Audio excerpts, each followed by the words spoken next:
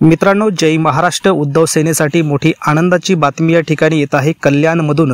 कल्याणमध्ये शिवसेनेत इनकमिंग आणि भाजप शिंदे गट अजित पवार गटाच्या कार्यकर्त्यांचा या ठिकाणी उद्धव ठाकरेंच्या शिवसेनेत पक्षप्रवेश झाला आहे.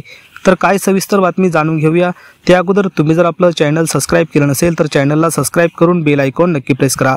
कल्याण अंबरनाथमधील भाजप शिंदे गट आणि अजित पवार गटाच्या पदाधिकारी आणि कार्यकर्त्यांनी आज शिवसेना उद्धव बाळासाहेब ठाकरे पक्षात जाहीरपणे पक्षप्रवेश केला आहे.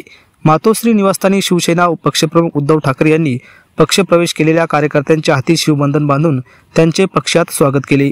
पक्षप्रवेश केलेल्या पदाधिकाऱ्यांमध्ये कल्पेश देसाई, भाजपचे वांगणी येथील उपजिल्हाध्यक्ष प्रमोद खंडागळे, अजित पवार गटाचे शाखा अध्यक्ष सुरत सोनवणे, शिंदे गटाचे शाखा प्रमुख हर्ष लंबे तसेच शहागड बंदरपाडा येथील सामाजिक कार्यकर्ते सुरेश शेट्टी यांचा समावेश आहे.